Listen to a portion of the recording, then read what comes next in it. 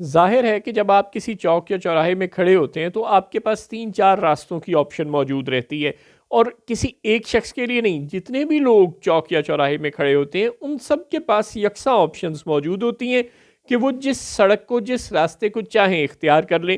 حکومت اور پاکستان تحریک انصاف اور اسٹیبلشمنٹ سبھی اس وقت ایک ایسے چوک یا چوراہے میں کھڑے ہیں جہاں پر ابھی بھی کوئی بند گلی، کوئی بند راستہ نہیں ہے، اور ابھی بھی بہت سے دروازے، بہت سے راستے موجود ہیں۔ یہ بہت خوشائند بات ہے۔ دنیا میں بہت بار ایسا ہوتا ہے کہ جب کچھ متحارب گروہ تصادم کو اپنا اصولی راستے کے طور پر اپنا لیتے ہیں تو پھر کچھ دروازے ہمیشہ کے لیے بند ہو جاتے ہیں، کچھ راستے ہمیشہ کے لیے ختم ہو جاتے ہیں۔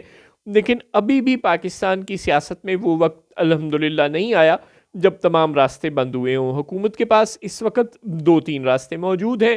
وہ چاہے تو پاکستان تحریک انصاف کو، جس طرح اس نے بلوچستان اسمبلی میں فیصلہ کیا ہے، وہ پابندی کی قرارداد لا رہی ہے کہ تحریک انصاف کو ایک کالعدم تنظیم قرار دے کر بین کیا جائے۔ وہ باقی اسمبلیوں میں بھی ایسی قراردادیں منظور کروا سکتی ہے، ایسے بل منظور کروا سکتی ہے۔ سپریم کورٹ میں ریفرنس جانا ہے، وہ سپریم کورٹ میں ریفرنس بھی بھیج سکتی ہے۔ وہ ریفرنس بھی اب آئینی عدالت میں، آئینی بینچ میں جائے گا، لہٰذا وہاں سے بھی اس کے حق میں ہی فیصلہ آنا ہے، ہمیں پتہ ہے۔ تو پاکستان تحریک انصاف کو ایک کالعدم تنظیم قرار دلوایا جا سکتا ہے، خیبر پختونخوا میں گورنر راج لگایا جا سکتا ہے، عمران خان، بشرا بی بی، علی امین گنڈاپور پر قتل کا مقدمہ وہ رینجرز اہلکاروں کا درج کروایا جا سکتا ہے، اور پاکستان تحریک انصاف کو کرش کرنے کی ہر ممکن کوشش کی جا سکتی ہے۔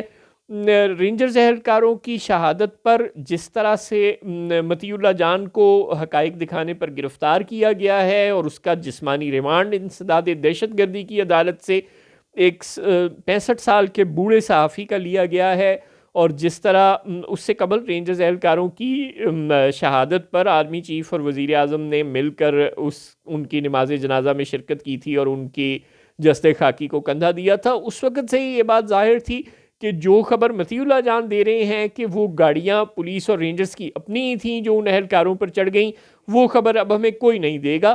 اب حکومت نے فیصلہ کر لیا ہے کہ مسکرینٹس، شر پسند عناصر اور دہشت گرد اور پاکستان تحریک انصاف کے لوگوں نے یہ کیا، یہی خبر اب پروموٹ کی جائے گی، اور یہی ہو رہا ہے، اسی خبر کو پروموٹ کیا جا رہا ہے۔ دوسری طرف پاکستان تحریک انصاف کے لوگوں کے پاس بھی ابھی تک 2 راستے موجود ہیں۔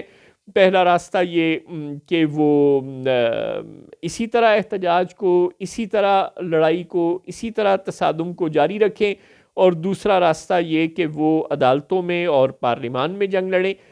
لیکن اس وقت تک کوئی اس کے آثار نظر نہیں آ رہے۔ نہ پاکستان تحریک انصاف عدالتوں اور پارلیمان میں جنگ لڑنے کو تیار ہے، اور نہ ہی حکومت گولیاں مارنے کی روش ترک کرنے اور انسانیت کا رویہ اختیار کرنے کو تیار ہے۔ لہٰذا پاکستان کا مستقبل فی الحال تو کوئی روشن نظر نہیں آ رہا۔